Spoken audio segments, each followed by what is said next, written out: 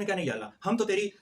تعریف کے ساتھ تیری تسبیح و تقدیس کرتے رہتے ہیں، ہم تو تیرے حکموں کو بجا لاتے رہتے ہیں، ہمیں تو جو بھی حکم دیتا ہے ہم اس کو پورا کرنے کے لیے ہم وقت جو ہے نا تیار ہیں، لیکن اس بارے امانت کو ہم نہیں اٹھا سکتے۔ یہ تھا وہ انکار۔ یہ نہیں تھا کہ انہوں نے اللہ تعالیٰ کے حکم کی حکم عدولی کی، بلکہ انہوں نے معذرت اس لیے کی کہ یا اللہ ہم اس بارے امانت کو نہیں اٹھا سکتے۔ اب زمین و آسمان کی مخلوقات میں ظاہری بات ہے، فرشتے بھی ہیں، اس میں جنات بھی ہیں، اس میں دوسری بھی جاندار جتنی بھی مخلوقات ہیں وہ ساری مخلوقات ہیں، یا ہماری زمین کے علاوہ بھی اگر کوئی اس طرح کی مخلوقات ہیں تو وہ ساری اس میں شامل تھیں۔ تو انہوں نے انکار کر دیا۔ یعنی سہل بن عبداللہ تشریح اور شیخ عبد القادر جیلانی ان کے درمیان جو ہے 187 سال کا فاصلہ تھا، کہ 187 سال پہلے حضرت شیخ عبد القادر جیلانی سے 187 سال پہلے وہ اس دنیا میں موجود تھے، پھر 187 سال پہلے انہوں نے وفات پائی، اور وہ یہ واقعہ رقم کر رہے ہیں۔ تو اس سے آپ اندازہ لگا رہے ہیں کہ کس طرح کے بلنڈرز جو ہے نا وہ کیے جا رہے ہیں قوم کے ساتھ، عوام کے ساتھ، اور عوام کو بے وقوف بنایا جا رہا ہے۔ اور وہ بہت بلند تھا، تو حضرت جبریل علیہ السلام نے اس کو ڈانٹا، اس براق کو ڈانٹا کہ کیا تجھے نہیں معلوم کہ تیرا سوار کون ہے؟ تو وہ براق ڈر گیا، سہم گیا، اور زمین پر چت بیٹھ گیا۔ اب جب وہ زمین پہ بیٹھ بھی گیا تو اس وقت بھی وہ اتنا اونچا تھا کہ نبی کریم صلی اللہ علیہ وسلم اس پر سوار نہیں ہو سکتے تھے۔ تو کیا ہوا کہ اچانک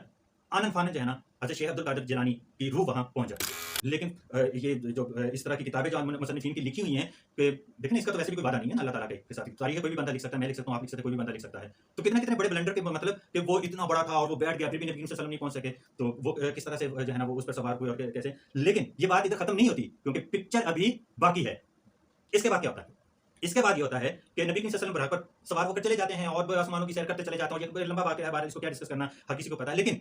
جب وہ پہنچتے ہیں سدرۃ المنتہا تک پہنچتے ہیں، اور اس سے آگے پھر جب جبریل علیہ السلام جو ہیں وہ بھی انکار کر دیتے ہیں، جی میں نہیں جاؤں گا، تو نبی کریم صلی اللہ علیہ وسلم نے کہا کہ انہوں نے دیکھا کہ ایسا لگا کہ جیسے کوئی بندہ چھپ کے بیٹھا ہوا ہے، تو انہوں نے اللہ تعالیٰ سے عرض کی، فتاوی رضویہ کا میرا قول نہیں ہے، میں فتاوی رضویہ کی بات کر رہا ہوں، کسی حدیث کا یہ جو ہے نا وہ بیان نہیں میں کر رہا ہوں۔ تو نبی کریم صلی اللہ علیہ وسلم نے اللہ تعالیٰ سے پوچھا کہ یا اللہ یہ کوئی فرشتہ ہے جو یہاں بیٹھا ہوا ہے؟ تو اللہ تعالیٰ نے کہا نہیں، یہ فرشتہ خطبہ بھی دیا کرتے تھے، اور سارے ان کے مقتدی اور ان کے مریدین اور دوسرے لوگ جو ہے نا اس میں شامل ہوا کرتے تھے، تو ہم بھی وہاں چلے جایا کرتے تھے بعض اوقات، کیونکہ ان کا جمعہ جو ہے وہ تقریباً 3:30 بجے کے بعد ہوا کرتا تھا، کیونکہ ان کا یہ قول تھا کہ نماز کا وقت تو ختم ہو چکا ہے، جمعے کا وقت تو ختم ہو چکا ہے، لیکن عشق کا وقت ابھی باقی ہے۔ تو جب ہم کسی جگہ پہ بھی ہماری نماز رہ جایا کرتی تھی، کسی 1 بجے والی، 1:30 بجے والی، 2 بجے والی مسجد میں ہم نہیں پہنچ سکتے تھے، تو وہ عشق والی نماز میں جا کر جو ہے نا ہم شریک ہو جایا کرتے تھے۔ تو وہ ایک دفعہ بیان کر رہے تھے، ایک جس میں وہ کہہ رہے ہیں کہ میں جو ہے نا شاہدرہ سے بیٹھا، اور وہاں سے میں بیٹھا تو میں نے ایک جگہ پہ اترنا تھا، تو وہ گاڑی والے نے مجھے نہیں اتارا، اور ایک جگہ اس سے آگے تقریباً 2 کلومیٹر سے یا 2 میل سے آگے تھی، اس جگہ پہ گاڑی والے نے اتار دیا۔ اس وقت رکشے وغیرہ نہیں ہوا کرتے تھے، بڑی بڑی بسیں جو ہے نا یہ چلا کرتی تھی، اب تو ان کا انتقال ہو چکا ہے، اللہ تعالیٰ ان کی مغفرت فرمائے۔ تو وہ یہ بیان کر رہے تھے کہ میں گاڑی میں بیٹھا، میں نے اترنا ایکس جگہ پہ تھا، لیکن گاڑی والے نے مجھے وائی پہ اتار دیا۔ تو پیچھے سے سارے مریدین سبحان اللہ سبحان اللہ، انہوں نے کہا تمہارا بیڑا ترج ہے، میں 2 میل پیدل چل کے واپس گیا اور تم سبحان اللہ کے نعرے لگا رہے ہیں۔ تو یہی ایکچولی یہی اندھی تکلیف ہے، آپ کو اس دنیا سے کچھ کیے ہوئے صرف 92 ایئرس یعنی کہ 92 سال ہو چکے تھے، تو جو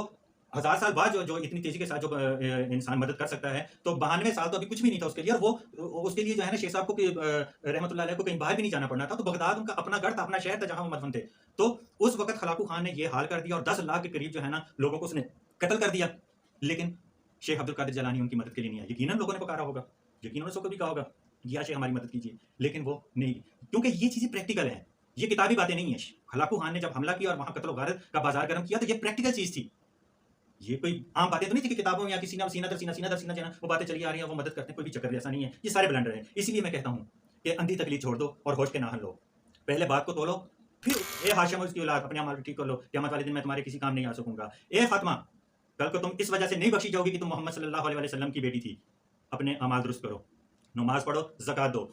تو اپنے اعمال ٹھیک کرو تو بخشی جاؤ گی، نہیں تو میری وجہ سے، تو اس وجہ سے تم نہیں بخشی جاؤ گی کہ تم محمد صلی اللہ علیہ وسلم کی بیٹی۔ یہ ایکچولی ہمیں بتانے کے لیے تو پاک بیویاں تھیں۔ تو جب آپ یہاں یہ کہہ رہے ہیں کہ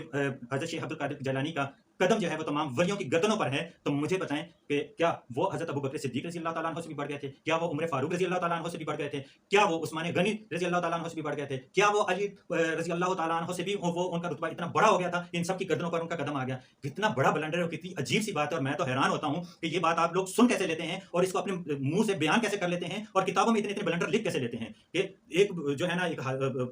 500 600 700 سال بعد جو ایک بندہ آ رہا ہے اور وہ کہہ رہا ہے کہ میرا قدم جو ہے وہ اولیاء کی گردنوں پر ہے۔ ہیں اور وہ معراج شریف میں نبی کریم صلی اللہ علیہ وسلم کی جو ہے نا مدد کے لیے جا رہے ہیں. ان احادیث کو جب میں نے پڑھا اور اس میں جو ہے نا اسی دوران میری ایک نظر میں ایک کتاب آئی بنیاد الطالبین. تو بنیاد الطالبین کا بھی میں نے مطالعہ کیا. اب آپ کہہ رہے ہیں کہ یہ بنیاد الطالبین کیا ہے؟ تو یہ وہی کتاب ہے. یہ حضرت شیخ عبد القادر جیلانی کی اپنی تصنیف ہے. شیخ عبد القادر جیلانی جن کا آپ ہر وقت یارمی کا ختم منا رہے ہوتے ہیں، ہر مہینے کے بعد وہ لوٹ کے آتا ہے، ہر مہینے جو ہے نا مولوی صاحب چندے جمع کر رہے ہوتے ہیں، اور جو نماز پڑھتے ہیں وہ بھی مسجد میں موجود ہوتے ہیں، اور جو نہیں پڑھتے وہ بھی مسجد میں پہنچ جاتے ہیں. بات کی غرض سے نہیں، وہ کھانے پینے کی غرض سے کہ جی یارمی کا ختم ہے، کوئی شیرینی ملے گی، کوئی دیگ پکی ہوگی، کچھ کھانے پینے کو ملے گا، اس کے لیے سارے پہنچ جاتے ہیں. تو یہ شیخ عبد القادر جیلانی کی کتاب ہے. ویسے تو ان کی 3-4 کتابیں ہیں، لیکن یہ جو بنیاد الطالبین کی میں بات کر رہا ہوں یہ ان کی بڑی مشہور کتاب ہے. اگر آپ کو موقع ملے یا آپ کہیں سے خرید سکیں تو آپ کتاب کو خرید لیجیے گا. نہیں تو اگر نہیں بھی خرید سکتے تو بھئی یہ انٹرنیٹ کا دور ہے، تو آپ اس کو ڈاؤن لوڈ بھی کر سکتے ہیں.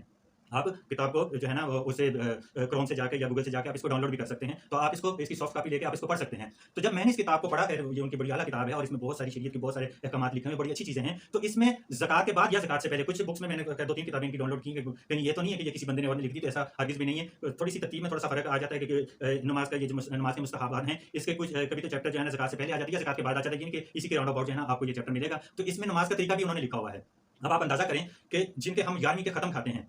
ہر مہینے کا ختم کرتے ہیں، اور ان کو جو ہے نا زمین و آسمان کے خلاف ان پہ فٹ کر دیتے ہیں کہ انہوں نے یہ کر دیا وہ کر دیا. ہماری تو مسجد میں تو ہر 11ویں شریف کو جو ہے نا یہ سارے معاملات سنتا رہتا ہوں. تو آپ اندازہ کریں کہ جب میں نے اس کو نماز والے چیپٹر کو جب پڑھا تو ان کی نماز کا طریقہ میں دیکھ کر تو میں یکدم یقین کریں میں ششدر رہ گیا کہ ان کی نماز کا طریقہ کیا تھا. کہ وہ کہتے ہیں کہ مستحب نماز یہ ہے کہ آپ جو ہے نا رفع الیدین کریں، اور جب رکوع میں جائیں تب بھی رفع الیدین کریں، جب رکوع سے سر اٹھائیں تو تب بھی رفع الیدین کریں، اور جب رکعت پوری کر کے 2 رکعتیں قاعدہ بیٹھ کے آپ اٹھتے ہیں تو پھر بھی رفع الیدین. یہ نبی کریم صلی اللہ علیہ وسلم کی سنت ہے، وہ اپنی طرف سے نہیں کہہ رہے شیخ عبد القادر جیلانی. جب میں نے یہ چیز دیکھی تو میں نے کہا یار ان کے تو ہم پتہ نہیں کیا کیا بلنڈرز ان کے بارے میں سنتے چلے آ رہے ہیں، اور ان کا عقیدہ اتنا زبردست اتنا درست ہے. تو پھر بھی میں نے یقین نہیں کیا. میں نے اس کے لیے جو ہے نا میں نے پھر بخاری مسلم کا مطالعہ کیا. پھر میں نے اسپیشلی یہ احادیث نماز کے حوالے سے ان کے چیپٹرز نکالے، ان میں دیکھی. اور جز رفع الیدین پہ میں نے جب جز رفع الیدین حضرت امام بخاری کی جو یہ ایک جز رفع الیدین کتاب ہے اس کا مطالعہ کیا، تو اس کے تو 100+ جو ہے نا اس میں احادیث جو ہے نا نماز کے بارے میں اور رفع الیدین کے بارے میں تھی. میں نے کہا کہ ہمارے علماء تو آج تک ہمیں اندھیرے میں رکھے ہوئے تھے. تو اس کے بعد آپ یقین کریں میں نے احادیث سے بھی میں نے تصدیق کی، اور بنیاد الطالبین سے بھی میں نے جب اس کا بھی حوالے دیکھے اور اس پہ بھی جب میں نے اسٹڈی کیا تو اس کے بعد میں نے تو کم از کم رفع الیدین کے ساتھ اپنی نماز پڑھنی شروع کر دی. کیوں؟ کیونکہ میں نے جو ہے نا اپنی قبر میں سونا ہے، میں نے اپنی قبر میں اپنا جواب دینا ہے. قیامت والے دن میں نے اپنا جواب دینا ہے، اپنے اعمال کا میں نے جواب دینا ہے. اسی طرح آپ نے بھی اپنے اعوذ باللہ من الشیطان الرجیم بسم اللہ الرحمن الرحیم اشہد ان لا الہ الا اللہ وحدہ لا شریک لہ واشہد ان محمدا عبدہ ورسولہ. میں گواہی دیتا ہوں کہ اللہ کے سوا کوئی عبادت کا لائق نہیں، وہ اکیلا ہے اور اس کا کوئی شریک نہیں. اور میں گواہی دیتا ہوں کہ محمد صلی اللہ علیہ وآلہ وسلم اللہ کے بندے اور اس کے رسول ہیں. اللہم صلی علی محمد النبی الامی وعلی آلہ وسلم تسلیما. السلام علیکم ورحمۃ اللہ وبرکاتہ. ناظرین، جیسا کہ آپ کو معلوم ہے کہ 12 ربیع الاول کی آمد ہے، اور اس بابرکت مہینے کی جتنی بھی رحمت اور برکتیں ہیں وہ ہم سمیٹ رہے ہیں. اللہ تعالی ہم سب کو عمل کرنے کی توفیق عطا فرمائے. تو اس مبارک مہینے کے توسط سے ہم ایک پروگرام شروع کرنے جا رہے ہیں سیرت النبی صلی اللہ علیہ وآلہ وسلم پر. تو یہ ہمارا جو جیسا کہ آپ سب کو معلوم ہے کہ یہ سیرت النبی کا جو موضوع ہے یہ بہت زیادہ وسیع ہے، یعنی کہ ایک بحر بے کراں ہے، ایک ٹھاٹھے مارتا ہوا سمندر ہے. تو اس کو اگر ہم سمیٹنے کی کوشش کرتے بھی ہیں تو ہم اس کو جو ہے نا نبی کریم صلی اللہ علیہ وسلم کی اس 63 سالہ زندگی کو ہم سمیٹ نہیں سکتے، کیونکہ عمر کم پڑ جائے گی اور وقت کم پڑ جائے گا. لیکن یہ جو ہے نا یہ موضوع یہ سمٹنے والا نہیں ہے. تو ہم کوشش کریں گے کہ ہم چیدہ جو ہیں نبی کریم صلی اللہ علیہ وسلم کی سیرت کے حوالے سے اس پروگرام کو اور اس سیشن کو ہم چلائیں. تو چونکہ یہ سیشن بہت لمبا ہو جائے گا اور میری کوشش ہوگی کہ اس کو ہم اسی ربیع الاول کے مہینے میں جو ہے نا اس کو سمیٹنے کی کوشش کریں. تو چونکہ یہ اپنی طوالت کی وجہ سے جو ہے نا اس کو ہم کس طرح اس کو لے کے چلیں گے، یعنی کہ فرسٹ سیکنڈ اور تھرڈ اسی طرح ایپیسوڈ جو جس طرح بھی ہوں گے ترتیب وائز جو ہے نا ہم اس کو لے کے چلیں گے تاکہ ہمارے ناظرین جو ہیں انہیں اس کو سمجھنے میں دیکھنے میں آسانی ہو. تو اگر دیکھا جائے تو اندھیرا پہلے سے موجود ہوتا ہے. یہ کائنات کا ایک دستور بھی ہے اور ایک اٹل حقیقت بھی ہے کہ اندھیرا جو ہے یہ پہلے سے موجود ہوتا ہے، لیکن روشنی کرنا پڑتی ہے، اس کے لیے جدوجہد کرنا پڑتی ہے، مشقت کرنا پڑتی ہے. اسی طرح بیابانی جو ہے یہ بھی آلریڈی موجود ہوتی ہے، پہلے سے موجود ہوتی ہے. آپ کسی چیز کو کچھ عرصے کے لیے اگر اپنے گھر کو بھی کچھ عرصے کے لیے آپ اس طرح بند رکھ دیں تو اس کے بعد آپ دیکھیں گے کہ اس کا کیا حشر ہو جاتا ہے، کیا حال ہو جاتا ہے. تو بیابانی تو آلریڈی پہلے سے موجود ہوتی ہے، لیکن آباد کاری جو ہے یہ کرنا پڑتی ہے. اسی طرح برائی پہلے سے موجود ہوتی ہے، یعنی کہ برائی جو ہے وہ اگر آپ کچھ بھی نہ کریں تو برائی جو ہے نا وہ آپ کو اپنے چنگل میں پھنسا دے گی. لیکن نیکی کرنی پڑتی ہے، اچھائی کرنی پڑتی ہے، اس کے لیے جدوجہد کرنی پڑتی ہے، کوشش کرنی پڑتی ہے، اسٹرگل کرنی پڑتی ہے۔ اسی طرح شیطانی طاقتیں جو ہیں یہ پہلے سے موجود ہوتی ہیں، مطلب اگر آپ کچھ بھی نہیں کرتے، جس طرح کہ اکثر کہا جاتا ہے کہ خالی ذہن جو ہے، خالی دماغ جو ہے وہ شیطان کا گھر ہوتا ہے، تو شیطانی طاقتیں آلریڈی موجود ہوتی ہیں، لیکن رحمانی طاقتوں کو حاصل کرنا پڑتا ہے، ان کے لیے جدوجہد کرنی پڑتی ہے۔ بیماری، اگر آپ کچھ کھائیں پیئیں نہیں، اپنی صحت کا خیال نہ رکھیں، تو بیماری آ جاتی ہے، بیماری آپ پہ جو ہے نا حملہ آور ہو جاتی ہے، لیکن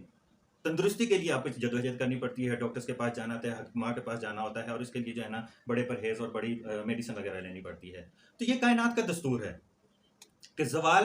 آلریڈی، کیونکہ یہ دنیا فانی ہے نا، اس نے کل نفس ذائقۃ الموت، کے ہر چیز نے جو ہے نا موت کا ذائقہ چکھنا ہے، اور ہر چیز جو ہے اپنے زوال کی طرف رواں دواں ہے۔ تو زوال جو ہے یہ تو آلریڈی موجود ہوتا ہے، لیکن عروج کے لیے محنت کرنی پڑتی ہے، کوشش کرنی پڑتی ہے۔ تو یہی حال ہے کہ جس طرح جب ہم سیرت النبی کی بات کرتے ہیں، کہ اس پاک سیرت کو، نبی کریم صلی اللہ علیہ وسلم کی اس پاک موضوع کو جب ہم لے کر چلتے ہیں، تو کوشش ہوگی کہ جس طرح نماز کے لیے ہم اپنے جسم کی طہارت حاصل کرتے ہیں وضو کے ذریعے، غسل کے ذریعے یا وضو کے ذریعے نماز کے لیے طہارت حاصل کرتے ہیں، اسی طرح اپنی روح کی طہارت حاصل کرنے کے لیے بھی جو ہے نا ہمیں جو ہے نا وہ کرنی پڑے گی، اپنی روح کو صاف کرنا پڑے گا شرک کی دلدل سے، شرک کے گن سے، اور اس طرح کی واقعات چیزوں سے جو ہے نا ہمیں اس کو پاک کرنا پڑے گا۔ تو جب ہم توحید کی بات کرتے ہیں تو ظاہری بات ہے شرک اس کے ساتھ اپوزٹ ہے، تو اس شرک کو ختم کرنے کے لیے اور توحید کو اپنے سینوں میں لانے کے لیے جو ہے، اپنے اندر بسانے کے لیے توحید کو ہمیں جو ہے نا اس کو پاک کرنا ہوگا، اور وہ کس ذریعے سے پاک ہو سکتی ہے کہ جب ہم اس شرک کو اور ان چیزوں کو، جو واقعات چیزیں ہیں، ان کو اپنے ذہنوں سے، اپنے دل سے نکال دیں۔ تو ضروری ہے کہ سیرت النبی صلی اللہ علیہ وسلم پر بات کرنے سے قبل ہم جو ہے نا اس چیز کا اعادہ کر لیں کہ ہم نے اپنے اعمال کو درست کرنا ہے، شرک کو پاک کرنا، شرک سے اپنے اعمال کو پاک کرنا ہے، تو اس کے بعد ہی ہم اس سے موضوع پر بات کرتے ہیں۔ تو ارشاد باری تعالیٰ ہے، سورہ کہف کی یہ آخری آیت ہے، قل انما انا بشر مثلکم، کہہ دو کہ میں تمہاری ہی طرح ایک بشر ہوں، یوحا الیہ انما، البتہ میری طرف وہی آتی ہے، الہکم الہ واحد، کہ تمہارا معبود وہی معبود برحق ہے، فمن کان یرجو لقاء ربہ، تو جو شخص اپنے پروردگار سے ملنے کی امید رکھے، فلیعمل عملا صالحا، تو چاہیے کہ عمل نیک کرے، ولا یشرک بعبادتہ ربہ احدا، اور اپنے پروردگار کی عبادت میں کسی کو شریک نہ کرے۔ اسی آیت کے کنٹیکسٹ میں، یہ ایک آیت جو ابھی میں نے تلاوت کی ہے، اسی کے کنٹیکسٹ میں بخاری شریف کی ایک حدیث بھی ہے کہ حضرت عمر رضی اللہ تعالیٰ عنہ سے مروی ہے کہ آپ صلی اللہ علیہ وآلہ وسلم نے فرمایا کہ مجھے میرے رتبے سے زیادہ مت بڑھاؤ، جیسے عیسیٰ ابن مریم کو نصارہ نے ان کے رتبے سے بڑھا چڑھا کر بیان کر دیا، میں تو صرف اللہ کا بندہ ہوں، اس لیے یہی کہا کرو کہ میں اللہ کا بندہ اور اس کا رسول ہوں۔ تو یہ وہ آیت ہے جو میں نے ابھی تلاوت کی ہے کہ قل انما انا بشر مثلکم، تو یہ وہ آیت ہے کہ جس نے توحید و رسالت کے گل کھلا دیے ہیں، یہ وہ آیت ہے کہ جس نے توحید و رسالت کے گل کھلا دیے ہیں، جن کی خوشبو نے پورے عالم کو معطر کر رکھا ہے۔ لیکن میں نے اپنی 47 سالہ زندگی میں کسی مسجد کے، کسی امام کے، کسی واعظ میں اس آیت کریمہ کو جو ہے نا ڈسکس کرتے ہوئے نہیں سنا۔ کیوں نہیں سنا؟ کیونکہ میرا یہ خیال ہے، اور بعض جگہوں پہ میں نے سنا بھی ہے، کہ وہ اس آیت کو جو ہے نا، آپ نے بھی اکثر دیکھا ہوگا، آپ مطلب یوٹیوب کو بھی سرچ کریں گے تو آپ کو جو سلفی حضرات ہیں ان کی تو آپ کو ویڈیوز مل جائیں گی، لیکن بریلوی حضرات کی ویڈیو آپ کو بہت کم ملے گی کہ وہ اس کو شاید توہین سمجھتے ہیں، اور اگر وہ اس کو توہین سمجھتے بھی ہیں کہ مطلب اللہ تعالیٰ جس نے یہ آیت نازل کی اپنے نبی کریم صلی اللہ علیہ وآلہ وسلم پر، تو کیا اللہ تعالیٰ کو نہیں معلوم تھا کہ یہ آیت کریمہ جو ہے نا یہ میرے نبی کی شان کو کم کر رہی ہے؟ یا نبی صلی اللہ علیہ وآلہ وسلم جب اس آیت مبارکہ کو بیان کر رہے تھے صحابہ کے سامنے، تو نبی کریم صلی اللہ علیہ وسلم نے نہیں سوچا ہوگا کہ اس سے میری شان میں کمی آ رہی ہے، یا صحابہ اکرام رضی اللہ تعالیٰ علیہم اجمعین نے کسی نے بھی نہیں کہا، کیونکہ یہ آیت کریمہ جو ہے یہ تو قرآن پاک کا کلائمیکس ہے۔ میں نے تو جب اس کو اسٹڈی کیا، اس کو پڑھا اور اس کے اندر داخل ہوا، اور اس کی تفسیر کو جب میں نے اپنے طور پر اس کو اسٹڈی کیا، تو میں اس اندازے پہ پہنچا ہوں کہ یہ آیت کریمہ جو ہے یہ قرآن پاک کا کلائمیکس ہے، اور بلکہ یہ پورے قرآن پاک کا نچوڑ ہے۔ کیوں؟ کیونکہ اس آیا کریمہ نے میرے نبی صلی اللہ علیہ وسلم کی شان کو اتنا بلند کر دیا کہ اب قیامت تک اسے زوال نہیں آ سکتا. کیسے نہیں آ سکتا؟ سوچنے والی بات ہے. تبھی میں آپ کو بتاتا ہوں کہ اللہ ارشاد باری تعالیٰ ہے کہ میں نے بار امانت زمین و آسمان پر پیش کیا، لیکن انہوں نے معذرت کر لی، انہوں نے انکار کر دیا. اب یہ نہیں ہو سکتا کہ زمین و آسمان جو ہیں انہوں نے اس بار امانت کو لینے سے انکار کر دیا. یہ تو ہو ہی نہیں سکتا کہ اللہ تعالیٰ کا حکم ہو اور کوئی اس کے حکم کی حکم عدولی کرے بجائے سوائے انسان کے کہ وہ اس کے ساتھ کچھ اس طرح کے معاملات ہیں کہ اس کو فری ویل دی گئی ہے، باقی چیزوں کو نہیں. تو یہ ہو ہی نہیں سکتا کہ وہ اللہ تعالیٰ کے احکام کی حکم عدولی کریں. تو پھر اصل میں ہوا یہ کہ اللہ تعالیٰ کا نے جو فرمایا نا کہ جب میں نے بار امانت کو زمین و آسمان پر پیش کیا تو انہوں نے معذرت کر لی. اب زمین و آسمان سے مراد یہ نہیں ہے کہ وہ زمین اور آسمان مطلب یہ جو مٹیریلسٹک چیزیں ہیں، بے جان چیزیں ہیں، ان پر پیش کی. ایکچولی اس آیت کا کریمہ کا مطلب یہ تھا کہ زمین پر رہنے والے اور آسمانوں پر رہنے والے، زمین صرف ہماری زمین نہیں، زمینوں پر رہنے والے اور آسمانوں پر رہنے والے اور اسی طرح پہاڑوں پر رہنے والے، مطلب جتنی بھی مخلوقات ہیں، زندہ مخلوقات ہیں، ان پر جب میں نے پیش کیا، یہ بار امانت پیش کیا تو انہوں نے معذرت کر لی، انہوں نے انکار کر دیا. تو ایکچولی اللہ تعالیٰ نے تو ان کے سامنے ان کو کوئی حکم نہیں دیا تھا، بلکہ ان کے سامنے ایک پروپوزل رکھی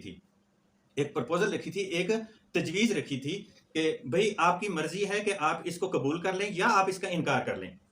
مطلب یہ آپ کو ایک فری ویل دی جا رہی ہے کہ آپ اس بار امانت کو قبول کر لیں یا انکار لیں. اور یہ ظاہر سی بات ہے، جب بھی کوئی چیز اگر اس طرح کا کوئی معاملہ ہوتا ہے تو تجسس تو ہوتا ہے نا کہ یہ بار امانت ایکچولی ہے کیا. تو اللہ تعالیٰ نے ان کو بتا بھی دیا کہ یہ بار امانت کیا ہے. تو انہوں نے کہا جی یا اللہ کہ اگر ہم اس کو پورا کرنے میں کامیاب ہو جائیں تو ہمیں کیا ملے گا. تو اللہ تعالیٰ نے فرمایا کہ جی اگر آپ اس بار امانت کو اچھے طریقے سے کامیابی کے ساتھ اس کو پورا کر لیتے ہیں، اس کو اٹھا لیتے ہیں، تو اس کے بدلے میں آپ کو جنت دی جائے گی اور جنت کی نعمتوں سے نوازا جائے گا. تو انہوں نے کہا کہ یا باری تعالیٰ، اور اگر ہم اس کو پورا نہ کر سکے، اس کے جو احکامات ہیں، جو بھی چیزیں ہیں، جو اس کا حق ہے، اگر وہ ہم پورا نہ کر سکیں تو اللہ تعالیٰ نے کہا کہ بھی اس صورت میں آپ کے لیے حاویہ ہے، آپ کے لیے جہنم ہے اور ہمیشہ ہمیشہ کے لیے جہنم میں سڑتے رہو گے. تو وہ ڈر گئے، گھبرا گئے. انہوں نے کہا نہیں یا اللہ، ہم تو تیری تعریف کے ساتھ تیری تسبیح و تقدیس کرتے رہتے ہیں، ہم تو تیرے احکامات حکموں کو بجا لاتے رہتے ہیں، ہمیں تو جو بھی حکم دیتا ہے ہم اس کو پورا کرنے کے لیے ہمہ وقت جو ہے نا تیار ہیں، لیکن اس بار امانت کو ہم نہیں اٹھا سکتے.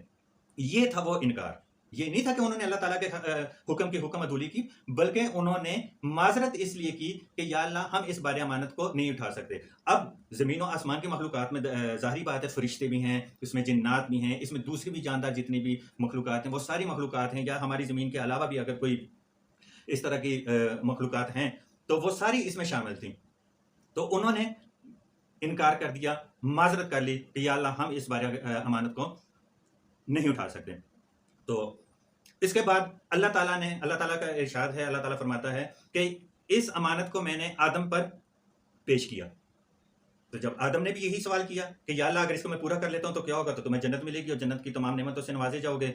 اور بہترین قسم کے جو ہے نا انعامات تمہیں دیے جائیں گے. اور یا اللہ اگر میں اس کو پورا نہ کر سکتا ہوں، اس کے بدلے میں اگر تم اس کو پورا نہیں کرو گے تو جہنم ہے. تو آدم نے اس کو قبول کر لیا، انسان نے اس کو قبول کر لیا. اس نے کہا جی ٹھیک ہے، میں اس بار امانت کو جو ہے نا اٹھانے کے لیے تیار ہوں. تو اللہ تعالیٰ کہتا ہے کہ یہ انسان جو ہے نا وہ بڑا جلد باز ثابت ہوا ہے کہ اس نے جو ہے نا اس کو اتنی جلدی قبول کر لیا. تو یہ تھا وہ بار امانت. تو اب اگر دیکھا جائے تو فرشتے تو نورانی مخلوق ہیں، ہر وقت اللہ تعالیٰ کی عبادت میں ان کا کھانا پینا، اٹھنا بیٹھنا، سونا جاگنا، یہ اللہ تعالیٰ کی عبادت میں وہ لگے رہتے ہیں. اسی طرح اگر جنات کو دیکھا جائے تو جنات ناری مخلوق ہیں، یعنی کہ آگ سے پیدا کیے گئے ہیں. تو انسان جو ہے وہ مسجود ملائک ہے انسان کو، اور اسی بار امانت کی وجہ سے اس کو مسجود ملائک بنایا گیا، کیونکہ اس نے بار امانت اٹھا لیا. جب اس نے بار امانت اٹھا لیا تو پھر ڈیفینیٹلی یہ دوسروں سے جو ہے نا اس کی فضیلت بڑھ گئی. تو اللہ تعالیٰ نے کیا کیا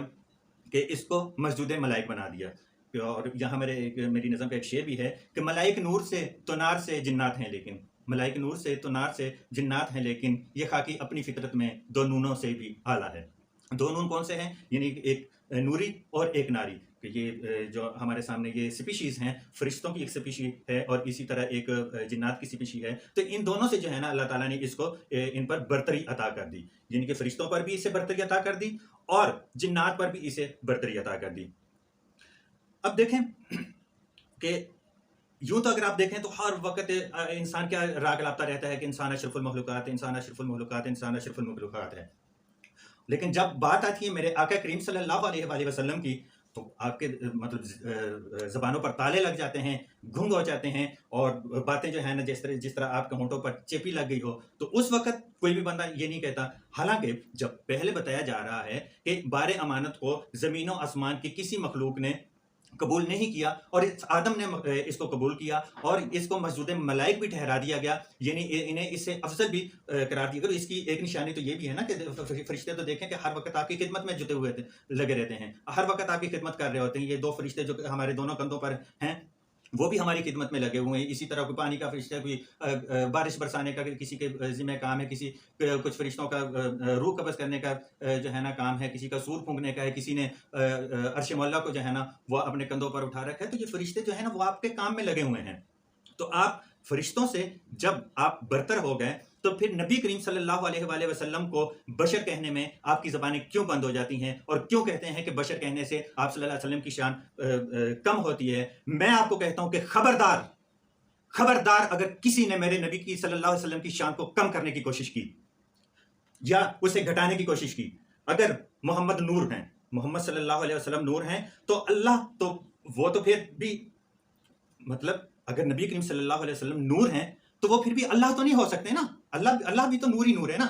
لیکن اگر ہم یہ کہتے ہیں کہ نبی کریم صلی اللہ علیہ وسلم نور ہیں تو پھر وہ اللہ تو نہیں ہو سکتے، اللہ کے ہم پلہ تو نہیں ہو سکتے کہ اللہ خالق ہے، نبی کریم صلی اللہ علیہ وسلم مخلوق ہیں، تو وہ اللہ تو نہیں ہو سکتے۔ زیادہ سے زیادہ ہم انہیں فرشتوں کی، ملائکہ کی کیٹیگری میں رکھ سکتے ہیں، یہی ہو سکتا ہے نا کہ اگر ہم انہیں کہتے ہیں کہ نبی کریم صلی اللہ علیہ وسلم نور ہیں نور ہیں نور ہیں، تو پھر ہم زیادہ سے زیادہ بھی اگر ہم بہت بھی بڑی چھلانگ لگاتے ہیں، بہت بھی اونچی چھلانگ لگاتے ہیں، تو زیادہ سے زیادہ ہم انہیں ملائکہ کی کیٹیگری میں رکھ سکتے ہیں، ملائکہ میں سب سے افضل ترین ان کو گردان سکتے ہیں۔ تو بھائی یہ فرشتوں نے تو آدم کو سجدہ کیا ہے، اس بشر کو فرشتوں نے تو سجدہ کیا ہے، تو پھر وہ ان کے ہم پلہ کیسے ہو سکتا ہے؟ اور اس سے میرے نبی کی شان کس طرح بڑھ سکتی ہے؟ میری نبی کی شان تو اسی طرح بڑھ سکتی ہے کہ وہ اس سپیشی میں ان کا وہ وجود رکھتے ہوں کہ جو ان سپیشیز سے مطلب نوری اور ناری سے جو افضل ہو۔ تو فرشتوں اور اللہ تعالیٰ نے تو فرشتوں کو آدم کے سامنے جھکا دیا اور ان کی فضیلت ظاہر کر دی، اور فرشتے جو ہیں وہ ہر کام جو ہے نا آپ کی خدمت میں لگے ہوئے ہیں۔ یعنی اگر دیکھا جائے تو اس طرح تو آپ نبی کریم صلی اللہ علیہ وسلم کی شان کو پست کر رہے ہیں، بجائے اسے عروج دینے کے آپ اس کو پست کر رہے ہیں۔ ویسے تو انسان جو اشرف المخلوقات جو ہم کہتے ہیں نا کہ انسان اشرف المخلوقات ہے، تو اس پہ پوری امت کا اجماع ہے، پوری امت کا اس پہ اجماع ہے کہ انسان اشرف المخلوقات ہے۔ لیکن میری رائے اس سے تھوڑی سی مختلف ہے، اور میں ان سے متفق کیوں نہیں ہوں، اور میری رائے اس سے تھوڑی سی مختلف اس وجہ سے بھی ہے کہ قرآن پاک کی ایک آیہ کریمہ کا جو ایک آخری جز ہے، جو میں نے پچھلی ویڈیو پہ بھی بیان کیا تھا، وَفَضَلْنَا عَلَىٰ كَثِيرٍ مِّمَّنْ خَلَقْنَا تَفْضِيلًا، یعنی اللہ تعالیٰ نے انسان کو اپنی بہت ساری مخلوقات پر فضیلت دی۔ تو یہ وہ کنٹیکسٹ ہے، یہ وہ وجہ ہے جس کی وجہ سے میں انسان کو اشرف المخلوقات نہیں گردانتا، کیونکہ جب اللہ تعالیٰ یہ فرما رہا ہے کہ میں نے اپنی بہت ساری مخلوقات پر اسے فضیلت دی، زیادہ تر مخلوقات پر اسے فضیلت دی، تو جب بہت ساری مخلوقات کا ذکر آتا ہے تو اس کا مطلب یہ ہوتا ہے کہ یعنی کہ اس میں سے کچھ ایسی بھی ہوں گی جو انسان سے افضل بھی ہوں گی۔ اس ہماری زمینی انسان کی میں بات کر رہا ہوں، جو زمین پر ہم کرۂ ارض پر، اس ارتھ پر جو ہم زندگی بسر کر رہے ہیں، اس سے کچھ ایسی مخلوقات بھی ہوں گی جو اس سے افضل ہوں گی۔ تو پھر دیکھنا یہ ہے کہ کیا زمین کے علاوہ کوئی اور بھی زمینیں ہیں، کہیں کوئی اور بھی ایسے پلانٹ ہیں کہ جہاں زندگی آباد ہے، کہ جہاں زندگی اپنی پوری آب و تاب کے ساتھ جو ہے نا وہ گزاری جا رہی ہے، اور وہاں ذی شعور مخلوق بھی موجود ہے۔ تو اس سوال کے جواب میں جو ہے نا میں آپ کو صرف اتنا ہی کہہ سکتا ہوں کہ اس پہ میں آلریڈی ایک ویڈیو بنا چکا ہوں۔ زمین کے علاوہ بھی کسی اور پلانٹ پر بھی کوئی مخلوقات موجود ہیں، یا کوئی ذی شعور مخلوق ایسی موجود ہے، تو اس کا جواب میں آپ کو سورہ کہف سے ہی دوں گا کہ سورہ کہف میں حضرت موسیٰ علیہ السلام کا واقعہ نقل کیا گیا ہے کہ جب موسیٰ علیہ السلام نے اپنے طور پر سوچا، یا ان کے کسی امتی نے ان سے سوال کیا کہ اے موسیٰ، کیا تجھ سے بہتر بھی یا تجھ سے زیادہ علم بھی اس کائنات میں کسی کے پاس ہے یا اس روئے زمین میں کسی کے پاس ہے؟ تو حضرت موسیٰ علیہ السلام نے کہا کہ نہیں، اس وقت تو سب سے زیادہ جو علم ہے وہ اللہ تعالیٰ نے مجھے ہی عطا کیا، یعنی کہ مجھے ہر چیز کا علم ہے اور میرے پاس سب سے زیادہ علم ہے۔ تو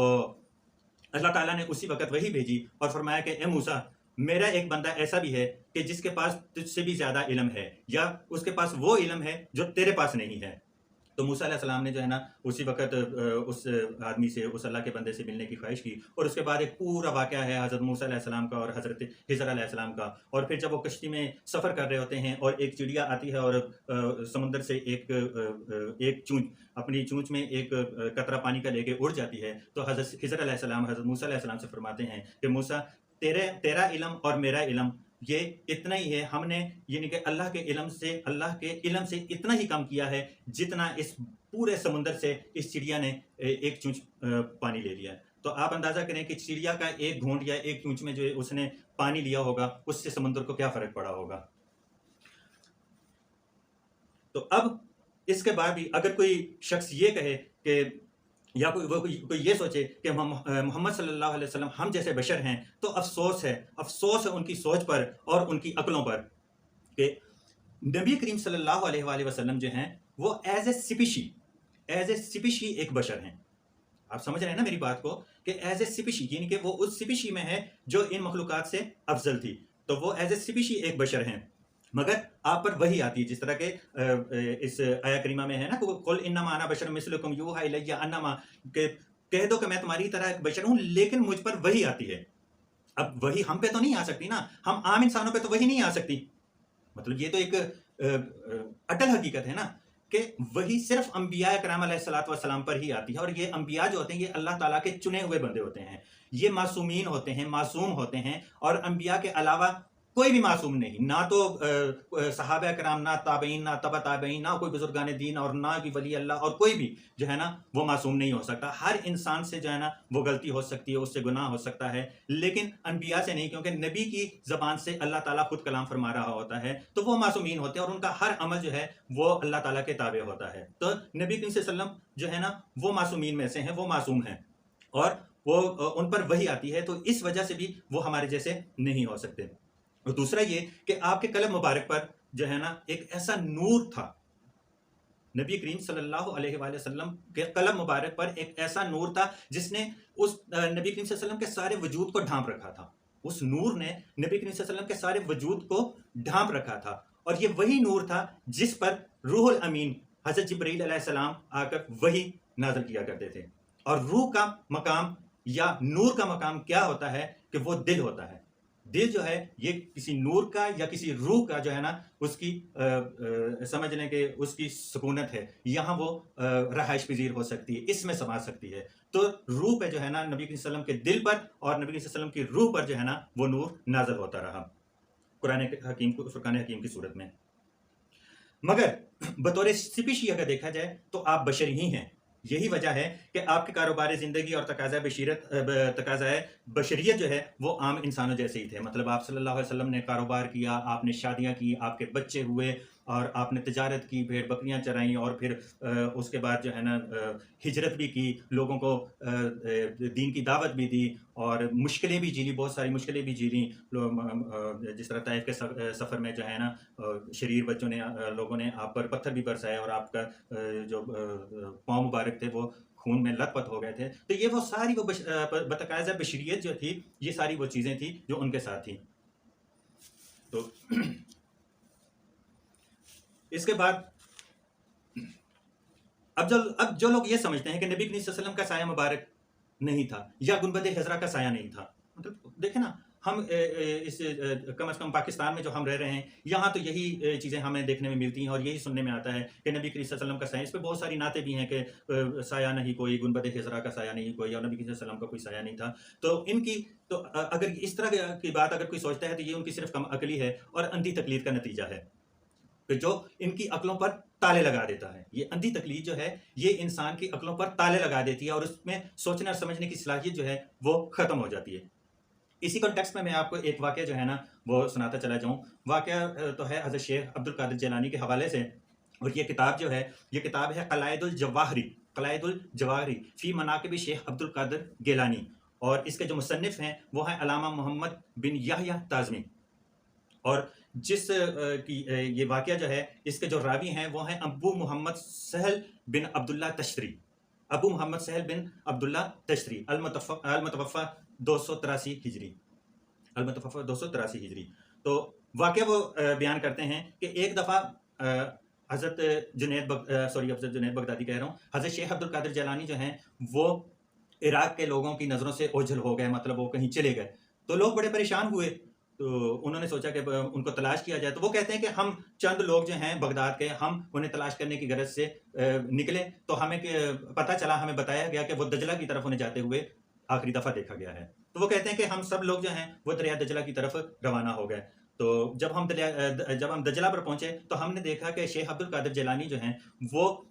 پانی پر چلتے ہوئے ہماری طرف آ رہے ہیں، پانی پر چلتے ہوئے ہماری طرف آ رہے ہیں، اور مچھلیاں جو ہے وہ آ کر ان کو سلام پیش کرتی ہے اور ان کے دست مبارک کا بوسہ لیتی ہیں۔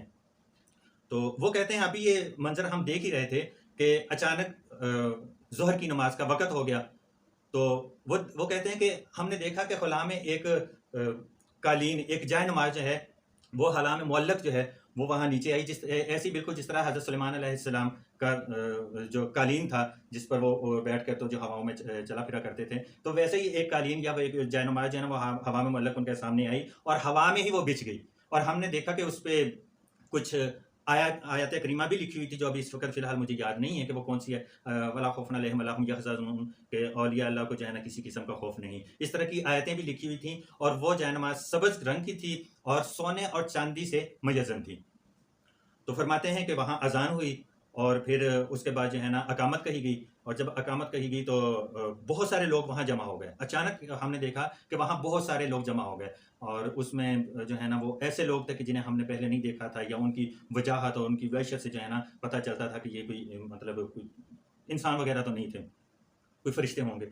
تو اس طرح کے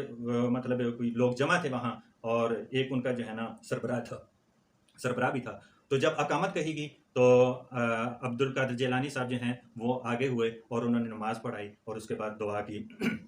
تو یہ اس طرح کے جو ہے نا واقعات یہ اس میں رقم ہے۔ اب سوچنے والی بات یہ ہے کہ اگر ہم موضوع کی طوالت میں نہ جائیں، اور تو ہم دیکھتے ہیں کہ پہلے تو یہ ہے کہ وہ پانیوں پر چل کے آئے تو پہلے اس پہ بحث کی جائے، یا وہ ہوا میں معلق جائے نماز ہے اس پہ بحث کی جائے، یا وہ فرشتوں کی کوئی جماعت ان کے ارد گرد بہت زیادہ جو جماعت جمع تھی، اور اس کے بعد علاوہ بغداد کے لوگ بھی تھے، وہ سارے انہوں نے جو ہے نا ان کی ابتدا میں نماز پڑھی۔ تو یہ ایک علیحدہ بحث ہے، اس پہ اگر ہم بحث کریں گے تو بہت دور نکل جائیں گے۔ بات کرنے والی یہ تھی کہ یہ جو واقعہ بیان کرنے والا ہے، یعنی کہ سہل بن عبداللہ تشتری، ان کی جو جب یہ فوت ہوئے تو ان کی یہ 283 ہجری میں انہوں نے وفات پائی، 283 ہجری میں۔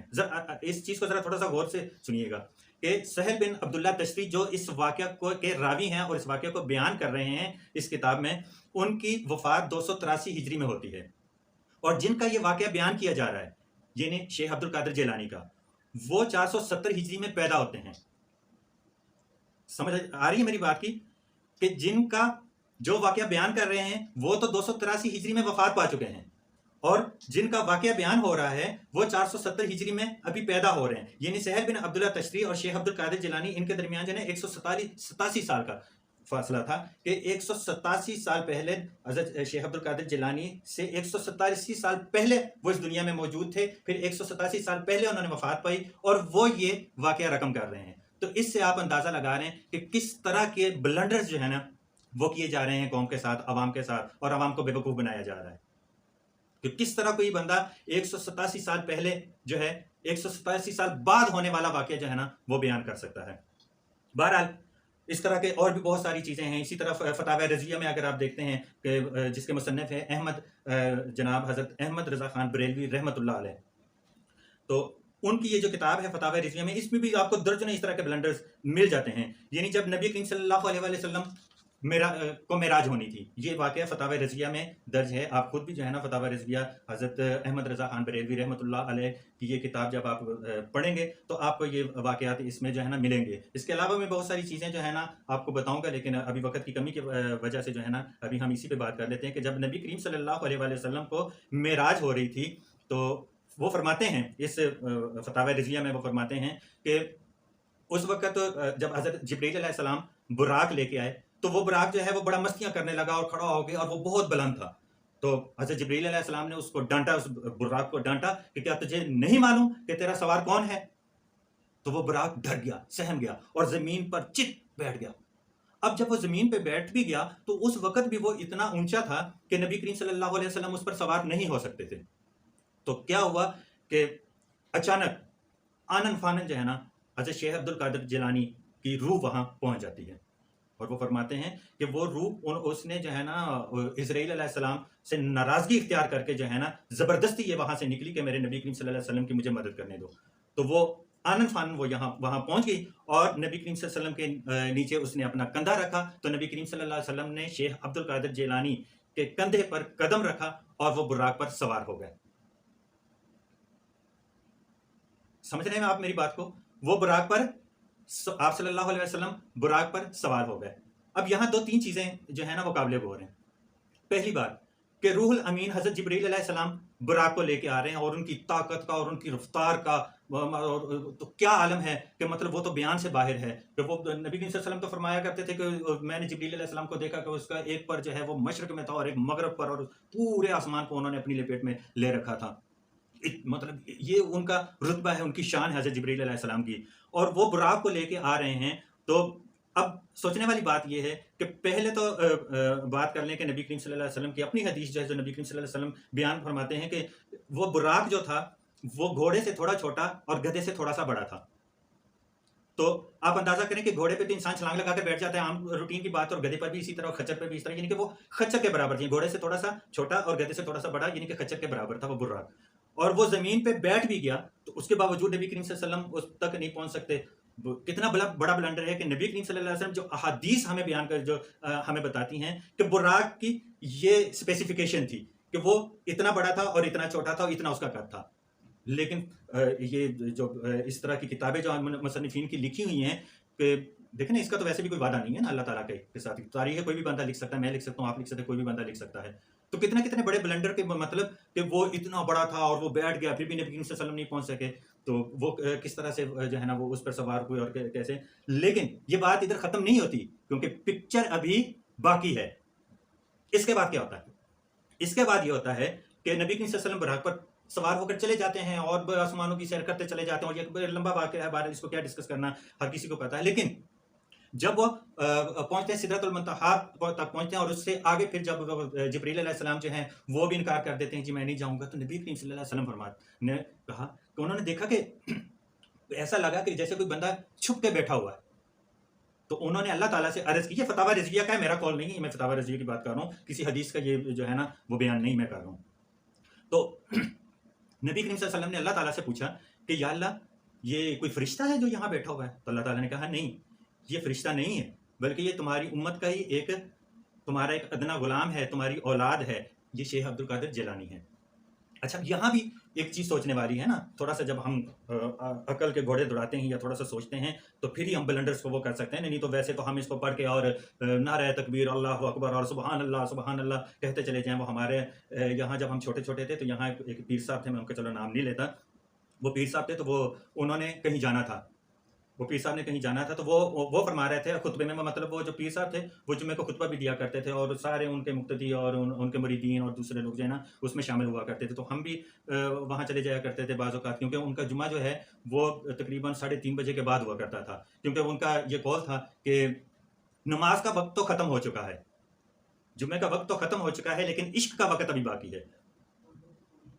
تو جب ہم کسی جگہ پہ بھی ہماری نماز رہ جایا کرتی تھی، کسی 1 بجے والی، 1:30 بجے والی، 2 بجے والی مسجد میں ہم نہیں پہنچ سکتے تھے، تو وہ عشق والی نماز میں جا کے جو ہے نا ہم شریک ہو جایا کرتے تھے. تو وہ ایک دفعہ بیان کر رہے تھے، ایک ڈسٹن وہ کہہ رہے ہیں کہ میں جو ہے نا شاہدرہ سے بیٹھا، اور وہاں سے میں بیٹھا تو میں نے ایک جگہ پہ اترنا تھا، تو وہ گاڑی والے نے مجھے نہیں اتارا، اور ایک جگہ اس سے آگے کے تقریباً 2 کلومیٹر سے یا 2 میل اس سے آگے تھی، اس جگہ پہ گاڑی والے نے اتار دی. اس وقت رکشے وغیرہ نہیں ہوا کرتے تھے، یہ بڑی بڑی بسیں جو ہے نا یہی چلا کرتی تھی. اب تو ان کا انتقال ہو چکا ہے، اللہ تعالیٰ ان کی مغفرت فرمائے. تو وہ یہ بیان کر رہے تھے کہ میں گاڑی میں بیٹھا، میں نے اترنا ایکس جگہ پہ تھا، لیکن گاڑی والے نے مجھے وائی پہ اتار دیا. تو پیچھے سے سارے مریدین سبحان اللہ سبحان اللہ. انہوں نے کہا تمہارا بیڑا ترج ہے، میں 2 میل پیدل چل کے واپس گیا اور تم سبحان اللہ کے نعرے لگا رہے ہیں. تو یہی ایکچولی یہی اندھی تقلید ہوتی ہے. یہ جو میں اندھی تقلید کی بات کر رہا ہوں نا کہ بات کو سمجھنا نہیں, اس پہ غور نہیں کرنا, اس پہ فکر نہیں کرنا اور اس کی تصدیق نہیں کرنی, لیکن جو کہ بس جو کسی نے سنا دیے اسی پہ ہی لے کے اس کو بیٹھ جانا ہے. تو وہ کہتے ہیں کہ نبی کریم صلی اللہ علیہ وسلم نے کہا کہ اچھا یہ وہ مطلب میرا امتی ہے. تو یہ کتنا بڑا جو ہے یہ وہ بلنڈر ہے جو ہمیں جو ہے نا ہمارے سامنے پیش کیا جا رہا ہے.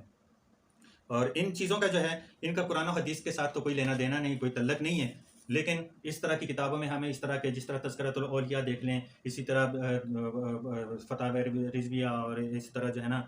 حضرت امام احمد رضا خان بریلوی رحمۃ اللہ علیہ کی اور بھی بہت ساری تصانیف ہے. پچھلی ویڈیو میں بھی میں نے کچھ اس کا تھوڑا سا جو ہے نا پوسٹ مارٹم کیا تھا ہلکا سا. تو یہ اس طرح کے واقعات جو ہے نا ہمیں ملتے رہتے ہیں. اور اب دیکھیں کہ حضرت شیخ عبد القادر جیلانی کی وفات کو تقریباً 883 سال جو ہے نا وہ تو ہو چکے ہیں نا. آج کی ڈیٹ میں بات کر رہا ہوں کہ 883 سال ان کی وفات, ان کو اس دنیا سے کوچ کیا ہوا یا وفات کیا ہوا یا ان کا وصال ہوئے اتنا عرصہ ہو چکا ہے. لیکن آج بھی ہزاروں میل کے فاصلے پر بھی آج اگر کسی مشکل میں آپ گرفتار ہوتے ہیں اور آپ کہتے ہیں کہ امدادکم یا دین و دنیا شادکم یا غوث اعظم دستگیر, تو وہ جو ہے نا غوث پاک جو ہیں وہ آپ کی دستگیری کرنے کے لیے اور آپ کی مشکل کشائی کے لیے اور آپ کے مسئلے حل کرنے کے لیے یہ وہاں پہنچ جاتے ہیں. یہ ہم روزمرہ زندگی میں آپ یوٹیوب کو بھی اگر سرچ کریں گے اس کو بھی دیکھ لیں گے یا کتابوں میں دیکھ لیں گے, یا اس کے تو بڑے بڑے پمفلٹ بھی لگے ہوتے ہیں نا گھروں میں دکانوں میں, لوگوں نے برکت کے لیے جو ہے نا وہ جس طرح وہ کشتی کا واقعہ کہ 12 سال کی کشتی نکال دی اور اس طرح کے یہ چیزیں جو ہے نا آپ کو جگہ جگہ پہ مل جائیں گی. اس کی تو مجھے کوئی میرے خیال سے پروف دینے کی بھی ضرورت نہیں, کیونکہ یہ چیزیں جو ہیں ہمارے ذہنوں میں ہمارے دلوں میں گھر کر گئی ہیں, رچ بس گئی ہیں, اور اس کو جو ہے نا آپ نکالنے کا سوچ بھی نہیں سکتے, مطلب سوال بھی نہیں پیدا ہوتا کہ آپ اس کو اپنے دلوں سے نکال دیں جب تک کہ آپ کوشش نہیں کریں گے. ہاں کوشش کریں گے تو سب کچھ ہو جائے گا. تو آپ اندازہ کریں کہ جب یہ پکارا جاتا ہے نا کہ امدادکم در دین دنیا شادکم یا غوث اعظم دستگیر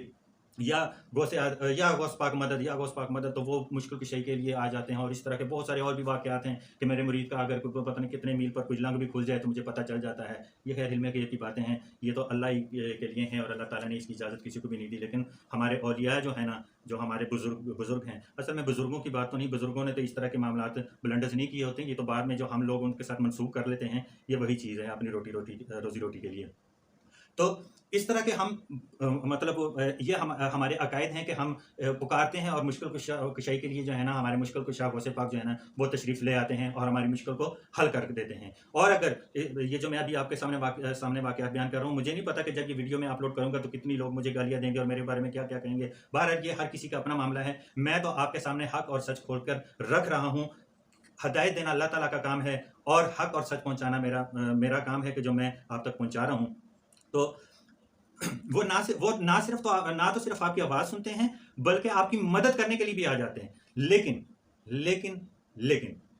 بغداد ان کے مریدوں سے بھرا پڑا تھا نا. ظاہری بات ہے کہ آج 7 سمندر پار بھی اگر ہم پوری دنیا میں جو ہے نا ان کے مریدین موجود ہیں شیخ عبد القادر جیلانی کو, یقیناً موجود ہیں, اس میں کوئی شک بھی نہیں ہے. وہ ایک بہت پائے کے جو ہے نا وہ ایک نیک اور پاک باز جو ہے نا وہ شخص تھے. تو اس میں کوئی شک بھی نہیں ہے کہ اللہ تعالیٰ ان کے ذکر کو بلند کرے, اللہ تعالیٰ ان کی قبر پر کروڑوں رحمتیں اور برکتیں نازل فرمائیں. تو وہ ان کے مریدین تو ہر جگہ پہ ہیں, لیکن بغداد ان کے مریدوں سے بھرا پڑا تھا کیونکہ وہاں تو وہ آلریڈی موجود تھے. لیکن سوچنے والی بات یہ ہے کہ جب ہلاکو خان نے 1258 میں جب بغداد پر حملہ کیا اور اس کی اینٹ سے اینٹ بجا دی اور سارے کتب خانے جو ہے نا ان کی جتنے بھی کتب خانے تھے اور کتابیں تھیں اور ساری تھیں وہ انہوں نے پکڑ کے دریائے دجلہ میں پھینک دی تھی. اور کہتے ہیں کہ دریائے دجلہ کا پانی وہ جو ہے نا وہ کتابوں سے بھر چکا تھا. اتنی کتابیں, کیونکہ وہ تو گڑھ تھا نا, بغداد تو گڑھ تھا, یونیورسٹیز تھی وہاں بڑی بڑی اور بڑے بڑے مدرسے تھے, تو وہ بھر چکا تھا. اور تقریباً کہا جاتا ہے, روایتوں میں لکھا ہوا ہے کہ تقریباً 3 لاکھ 4 لاکھ 5 لاکھ نہیں بلکہ 10 لاکھ تک جو اس وقت جو مسلمان تھے وہ ہلاکو خان نے تکے دیکھ کر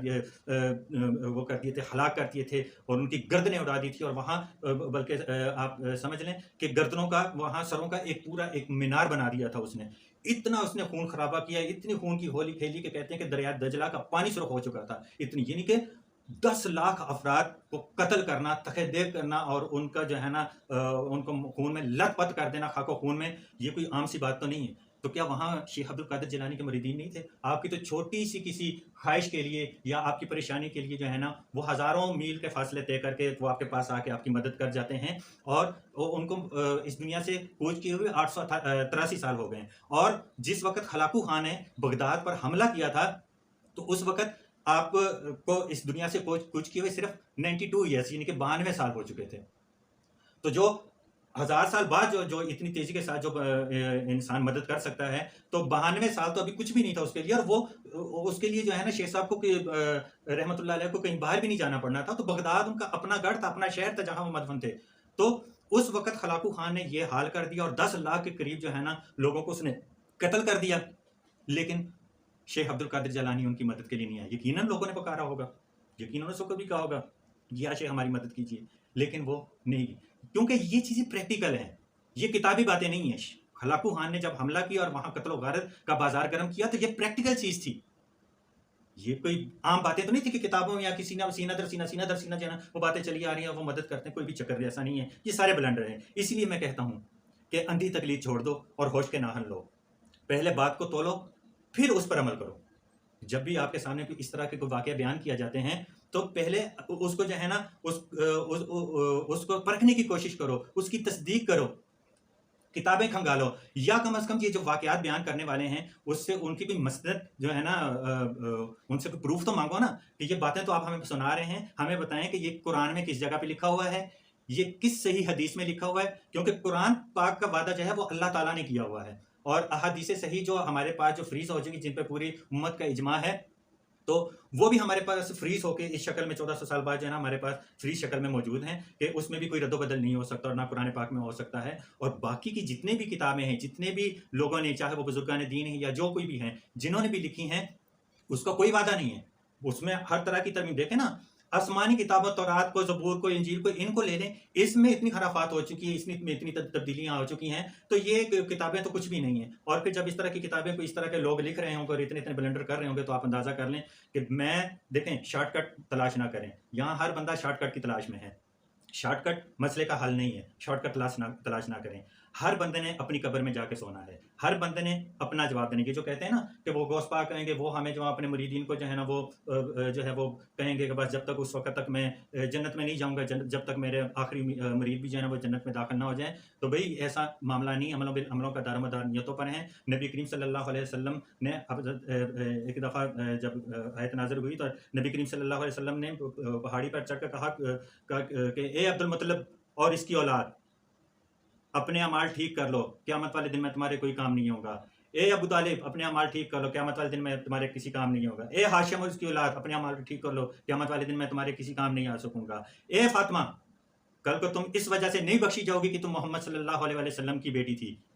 اپنے اعمال درست کرو، نماز پڑھو، زکوٰۃ دو، تو اپنے اعمال ٹھیک کرو تو بخشی جاؤ گی، نہیں تو میری وجہ سے، تو اس وجہ سے تم نہیں بخشی جاؤ گی کہ تم محمد صلی اللہ علیہ وسلم کی بیٹی۔ یہ ایکچولی ہمیں بتانے کے لیے تو پاک بیویاں تھیں، لیکن ہر بندے نے اپنی قبر میں سونا ہے۔ اگر کوئی یہ لوگ آپ کو یہ بتاتے ہیں نا کہ یہ پیر جو ہے یہ ہمیں بخشوا دیں گے، جس طرح میں نے تو پچھلے دنوں میں دیکھ رہا تھا ایک کلپ کہ وہ باب حشر، باب جنت بنا ہوا ہے، اور وہاں سے لوگ جو ہے نا وہ حضرت فرید الدین اور کوئی مزار ہے غالباً پاک پتن شریف میں، اور وہ جو ہے نا وہ وہاں سے جو ہے نا وہ گزر رہے ہیں، اور وہ یہی عقیدہ ہے کہ جو بندہ اس دروازے سے گزر گیا تو وہ جنتی ہے، جنتی دروازہ، اس کو باب جنت باقاعدہ لکھا ہوا اتنا بڑا، اور جو اس میں سے گزر جائے تو وہ جنت۔ بھئی یہ کس طرح؟ یہ کام تو ہمارے نبیوں نے نہیں کیا، کسی صحابہ سے یہ کام نہیں۔ آپ اتنے ہزاروں سال بعد جو ہے نا اولیاء اللہ اتنے پائے کے بن گئے کہ انہوں نے جو ہے نا اس طرح کے معاملات کر لیے۔ اور اب دیکھیں نا کہ جب ہم بات کر رہے ہیں حضرت شیخ عبد القادر جیلانی رحمۃ اللہ علیہ کی، تو آپ دیکھیں کہ ان کو جب اللہ تعالیٰ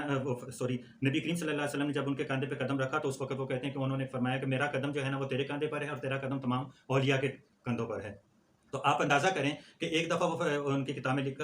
اسی میں فتاوی رضویہ میں شاید لکھا ہوا ہے کہ وہ کہہ رہے ہیں کہ وہ جب ایک واعظ کر رہے تھے اور واعظ کے درمیان جو ہے نا اچانک انہوں نے کہنا شروع کر دیا کہ میرا قدم تمام اولیاء کے کندھوں پر ہے، تو کہتے ہیں کہ پوری دنیا میں جہاں جہاں بھی جتنے بھی ولی تھے ان سب نے اپنی گردنیں جھکا لیں، بلکہ یہاں تک کہ کچھ اولیاء نے تو یہاں تک کہہ دیا، بزرگان دین نے، کہ جی آپ کا قدم ہمارے کندھوں پر نہیں بلکہ ہمارے سروں پر ہے۔ تو میں یہ آپ سے پوچھنا چاہتا ہوں کہ مجھے بتائیں کہ کیا ابو بکر و عمر، عثمان و علی، کیا یہ پیغمبر تھے؟ یہ نبی تھے؟ نہیں تھے نا۔ یہ پیغمبر اور نبی نہیں تھے، تو یہ کیا تھے؟ صحابہ تھے، اور صحابہ اولیاء کس کو کہتے ہیں؟ ولی کس کو کہتے ہیں؟ اللہ کے دوست کو۔ تو آپ مجھے بتائیں کہ ابو بکر و عمر عثمان و علی یا دوسرے حضرت ابو ہریرہ اور اس طرح کے جو بھی جید صحابہ کرام ہیں، یا جب کوئی جید نہیں بھی ہے تو جو بھی صحابہ کرام ہیں، کیا ان سے بڑھ کر بھی کسی کی جو ہے نا وہ اوقات ہو سکتی ہے؟ کیا ان سے بڑھ کر بھی کوئی ہو سکتا ہے؟ ان سے بڑھ کر بھی کوئی ولی اللہ ہو سکتا ہے؟ حضرت علی کی تو آپ بہت زیادہ جو ہے نا وہ ان کی شان میں تو پتہ نہیں کتنا کتنا غلو کر لیتے ہیں۔ تو جب آپ یہاں یہ کہہ رہے ہیں کہ حضرت شیخ عبد القادر جیلانی کا قدم جو ہے وہ تمام ولیوں کی گردنوں پر ہے، تو مجھے بتائیں کہ کیا وہ حضرت ابو بکر صدیق رضی اللہ تعالیٰ عنہ سے بھی بڑھ گئے تھے؟ کیا وہ عمر فاروق رضی اللہ تعالیٰ عنہ سے بھی بڑھ گئے تھے؟ کیا وہ عثمان غنی رضی اللہ تعالیٰ عنہ سے بھی بڑھ گئے تھے؟ کیا وہ علی رضی اللہ تعالیٰ عنہ سے بھی وہ ان کا رتبہ اتنا بڑا ہو گیا تھا کہ ان سب کی گردنوں پر ان کا قدم آ گیا؟ کتنا بڑا بلنڈر ہے اور کتنی عجیب سی بات ہے، اور میں تو حیران ہوتا ہوں کہ یہ بات آپ لوگ سن کیسے لیتے ہیں اور اس کو اپنے منہ سے بیان کیسے کر لیتے ہیں اور کتابوں میں اتنے اتنے بلنڈر لکھ کیسے لیتے ہیں کہ ایک جو ہے نا ایک 500 600-700 سال بعد جو ایک بندہ آ رہا ہے اور وہ کہہ رہا ہے کہ میرا قدم جو ہے وہ اولیاء کی گردنوں پر ہے، اور وہ معراج شریف میں نبی کریم صلی اللہ علیہ وسلم کی جو ہے نا مدد کے لیے جا رہے ہیں۔ کیا یہ توفیق حضرت ابوبکر صدیق کو نہیں ہو سکی تھی، یا کسی عمر فاروق کو، یا عثمان غنی کو، یا علی المرتضی رضی اللہ تعالیٰ عنہ کو؟ یہ سارے بلنڈر ہیں، سب نے اپنی اپنی قبروں میں جانا ہے، سب نے اپنی قبروں میں جانا ہے اور اپنے اپنے اعمال کا حساب دینا ہے، اس لیے ان بلنڈر سے بچیں۔ آپ یقین کریں کہ میں اولیاء اللہ کی جتنی میں قدر کرتا ہوں شاید ہی کوئی بندہ کرتا ہو۔ میں ظاہری بات ہے کہ میری ساری عمر بریلویوں میں گزر گئی، اور میں خود جو ہے نا وہ میں ان کے بریلویوں کا بہت بڑا جو ہے نا ان کا وہ مرید تھا، بلکہ سیفی ایک سلسلہ ہے ان کا، میں ان کا مرید بھی رہ چکا ہوں، اور مطلب سمجھ لیں کہ ساری عمر اسی میں گزر گئی، حنفی مسلک میں ہی گزر گئی۔ اس کے بعد کچھ میں نے جب کہتے ہیں نا کہ اللہ تعالیٰ جس کو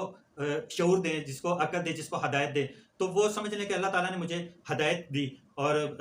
اس کے بعد جو ہے نا میں نے اس کو چھوڑا کہ میں مطلب اس میں تو بہت بڑے بڑے بلنڈر ہیں جو عقل میں بھی نہیں آتے، دماغ مطلب سوچ میں بھی نہیں آتے۔ تو اس کے بعد میں نے دیوبندیوں میں جا کے تو اٹھنا بیٹھنا شروع کر دیا، وہاں بھی میں نے کچھ اس طرح کی چیزیں دیکھی، اور میں جو ہے نا سلفیوں میں یا جس کو آپ وہابی کہتے ہیں اہل حدیث میں بھی جا کے بیٹھا، اور الحمدللہ شکر الحمدللہ میں نے اپنا امام اعظم حضرت محمد صلی اللہ علیہ وآلہ وسلم کا میں مقلد ہوں، قرآن کو پڑھتا ہوں، احادیث کو پڑھتا ہوں، اور اسی پہ ہی عمل کرتا ہوں۔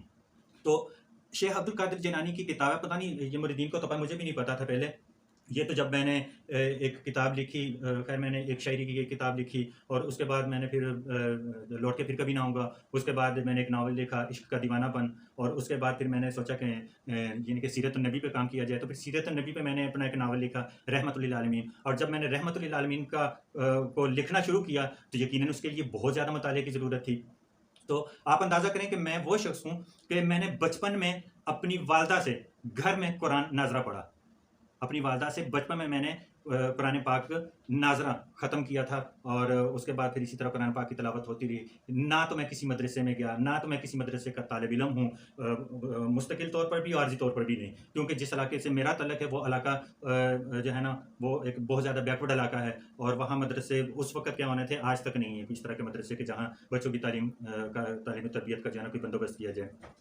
تو میں نے نہیں کسی مدرسے میں گیا، نہیں میں نے کوئی تعلیم حاصل کی تھی، اپنی والدہ سے صرف ناظرہ قرآن پڑھا تھا، لیکن جب میں نے اللہ تعالیٰ نے مجھے توفیق دی اور اس کام کے لیے اللہ تعالیٰ نے مجھے چنا، تو پھر میں نے جو ہے نا اس کے لیے میں نے پہلے کہا کہ جدوجہد تو ضرور کرنی پڑے گی آپ کو، جب تک آپ کو جو ہے نا کہتے ہیں کہ کسی کام میں آپ کی جان مال اور آپ کا وقت نہیں لگے گا نا، تو اس وقت تک اس کی قدر و قیمت آپ کے دل میں نہیں بیٹھے گی، تو جان مال اور وقت تو لگانا پڑے گا۔ تو پھر میں نے کیا کیا، میں نے کتابیں خریدنی شروع کر دی، میں نے قرآن کا ترجمہ پڑھنا شروع کر دیا اس کتاب کے لیے۔ ظاہری بات ہے میری مجبوری تھی، میں نے پڑھنا تھا، ویسے تو شاید میں پڑھتا یا نہ پڑھتا، لیکن جب میں کتاب لکھ رہا تھا اور کتاب بھی سیرت النبی پہ لکھ رہا تھا، تو رحمت للعالمین اس کتاب کا نام ہے، اور وہ ہے ایکچولی ایک ناول۔ آج تک کسی نے سیرت النبی پہ کوئی ناول نہیں لکھا ہوگا، لیکن وہ میں نے ناول لکھا ہے سیرت النبی پہ، اور وہ ایک پورا ایک ٹائم ٹریول ہے، سائنس فکشن وہ ناول ہے۔ تو اس کے لیے مجھے پھر کھنگالنی پڑی قرآن پاک کا، میں نے مطالعہ کیا، صحیح حدیث بخاری و مسلم، اور اسی طرح بھی کہ امام مالک، اور اس طرح کی بہت ساری حدیث کو میں نے کھنگالا۔ تو ان احادیث کو جب میں نے پڑھا، اور اس میں جو ہے نا